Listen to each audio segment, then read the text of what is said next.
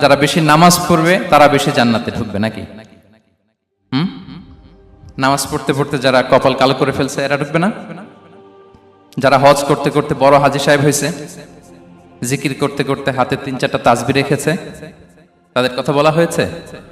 এগুলো নিঃসন্দেহে অনেক বড় আমল, কিন্তু সবচাইতে বেশি জান্নাতে প্রবেশ করাবে যে আমল, বিষ্ণু বললেন, এক হচ্ছে আল্লাহর ভয়, আরেক হচ্ছে সর্বোত্তম আচরণ। প্রিয় ভাইরা, ইসলামের মেজাজটাকে চিনে নেন, ইসলামের এসেন্সটাকে বুঝে নেন। আমরা ভালো আচরণকে গুরুত্ব দিতে চাই না।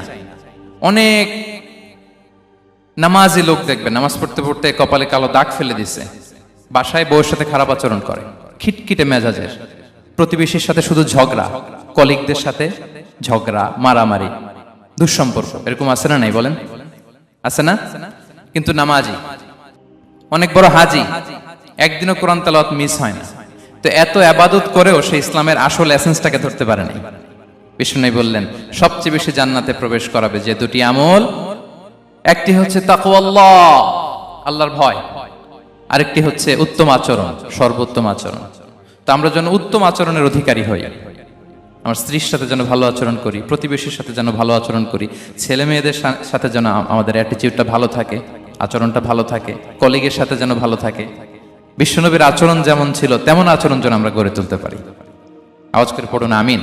সুনানে আবু দাউদের এক বর্ণনা বিষ্ণু ইসলাম বলেন, খুব চমৎকার একটি হাদিস, মনোযোগ দিয়ে শুনুন। তিনি বলেন, আনা যাঈমুন বিবাইতিন ফি রাবাদিল জান্নাতি লিমান তারাকাল মিরাআ ওয়া ইন কানা মুহিক্কান। আমি ওই ব্যক্তিকে জান্নাতের আঙ্গিনায় একটা ঘরের গ্যারান্টি দেই যে ব্যক্তি তর্ক করার সময় নিজে হক এটা জেনেও সে তর্ক থামিয়ে দেয়। অনেক সময় হয় না, অনেকে পায়ে পাড়া দিয়ে ঝগড়া করতে আসে, এরকম আছে না নাই?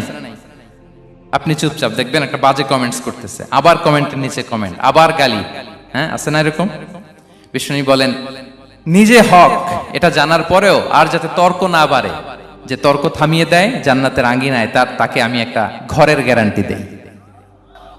ওয়াবিবাইতিন ফি ওয়াসাতিল জান্নাতি লিমান তারাকাল কাযিবা ওয়া ইন কানা মাযিহান।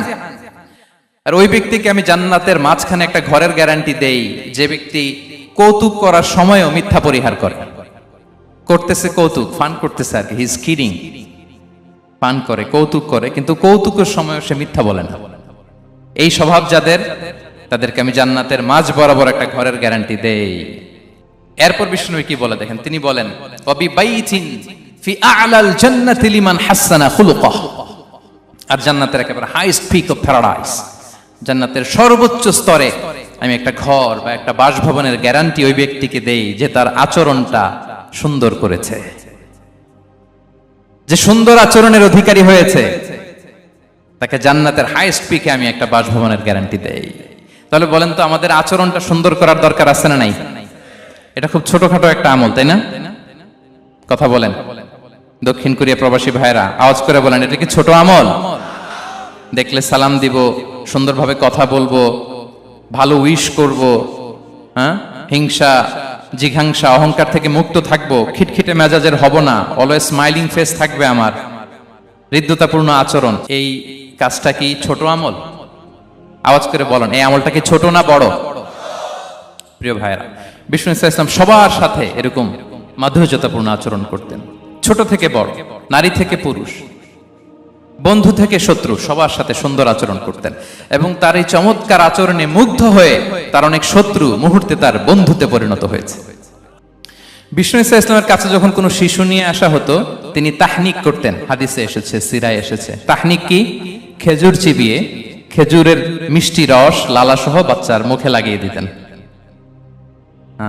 আলেমদের কাছে, অনেক আলেমদের কাছে আসে, আমার কাছে অনেকে এসেছে বাচ্চাদেরকে নিয়ে, তো আমরা এই সুন্নাহর উপর আমল হিসেবে খেজুর চিবিয়ে এর রসটা মুখে ঢুকিয়ে দিয়েছি। বারাকা, বিষ্ণু ইসলামের বারাকা নেওয়ার জন্য আসতো ছোট্ট বাচ্চাদেরকে নিয়ে। মদিনায় যখন সাহাবারা হিজরত করলেন মক্কা থেকে, মুসলিমদের ঘরে সন্তান সন্ততি নাই, বাচ্চা কাচ্চা হয় না। ইহুদিরা টিটকারি করে, এই তো মুসলমানদের সন্তান নাই। সর্বপ্রথম যেই সন্তান হয়েছে তিনি হচ্ছেন আয়েশা রাদিয়াল্লাহু তাআলা আনহার বড় বোন আসমা বিনতে আবু বকরের ঘর উজাড় করে এক সন্তান এসেছে, পুত্র সন্তান, নাম হচ্ছে আব্দুল্লাহ। কি নাম? আব্দুল্লাহ ইবনে জুবাইর।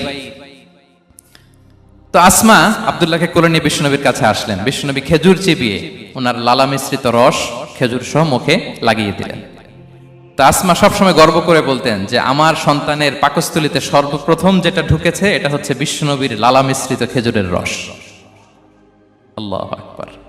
বাচ্চারা আসলে বিশ্বনবী তাহনিক করতেন এবং এটা ল্যাবরেটরিক্যালি প্রুভড, সায়েন্টিফিক্যালি প্রুভড যে বাচ্চার জন্মের পরে এরকম মিষ্টি দিলে, স্পেশালি ডেটস নির্যাস যদি দেয়া হয়, তাহলে এটা তার ইমিউন সিস্টেম বাড়ায়, রোগ প্রতিরোধ ক্ষমতা বাড়ায়, তার ব্লাড সার্কুলেশন বাড়ায়, রক্ত সঞ্চালন বাড়ায়। বিশ্বনবী এটা করতেন। অনেক মায়েরা বরকতের জন্য বিশ্বনবীর কোলে বাচ্চা দিতেন, অনেক বাচ্চা বিশ্বনবীর কোলেই পেশাব করেছে, হাদিস সাক্ষী। ওখান থেকে মাসালা এসেছে, মেয়ে বাচ্চা পেশাব করলে কিভাবে ক্লিন হবে, ছেলে বাচ্চা পেশাব করলে কিভাবে ক্লিন হবে। বিশ্বনবী কোলে নিয়েছেন, পেশাব করে দিছে ভরায়া। আল্লাহু আকবার। বাচ্চাদের মাথায় তিনি হাত বুলিয়ে দিতেন। যেই বাচ্চার মাথায় বিশ্বনবী হাত বুলাতেন, ওই বাচ্চার মাথায় খুব বেশি বেশি চুল গজাতো। সুবহানাল্লাহ পড়বেন না? এক ভণ্ড, সেও ছিল নবী দাবিদার, মুসাইলামাতুল কাযযাব। সে নবীকে কপি করত, নবী যা যা করতো তাই করত। তো সেও তার এলাকায় অনেক বাচ্চাদের মাথায় হাত বুলাই দিতে শুরু করলো, যে মোহাম্মদ বাচ্চার মাথায় হাত বুলালে বাচ্চার মাথায় চুল বড় হয়, আমিও তাই করব। সে বলতো আমিও নবী। সে বলতো নবু আনিস শুনলি ওয়ানিস শুনলাকে মোহাম্মদ, হে মোহাম্মদ, নবু তোমার অর্ধেক আমার অর্ধেক। কি মামুর বাড়ির আবদার দেখছেন? বলে আমারটা আমাকে বুঝিয়ে দাও। তো নবীকে কপি করতো। বিশ্বনবী কুয়ার মধ্যে লোনা পানির কুয়ায় থুতু ফেললে মুহূর্তে লোনা পানির কুয়া মিঠা পানির কুয়ায় পরিণত হতো। এই বদমাসটা যখন কপি করে থুতু মারছে ওদের এলাকার কুয়ায়, ওটা ছিল মিঠা পানি, ওটা মুহূর্তের মধ্যে লোনা পানির কুয়া হয়ে গেছে। তো বিশ্বনবীকে কপি করে সে তার এলাকার নবজাতক বাচ্চাদের মাথায় যখন হাত বুলিয়ে দিতে শুরু করলো, পরবর্তীতে দেখা গেল ওই বাচ্চাগুলো আজীবন ছিল টাক মাথা।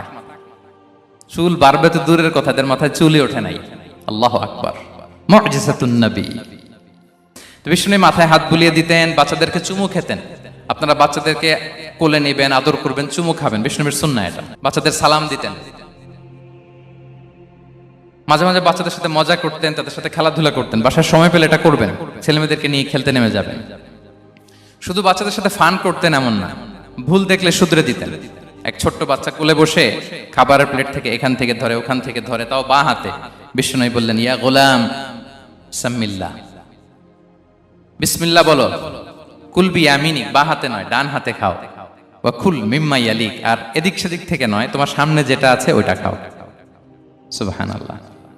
শুধরে দিতেন। সাদাকার খেজুরের স্তূপ ছিল, জাকাতের খেজুর।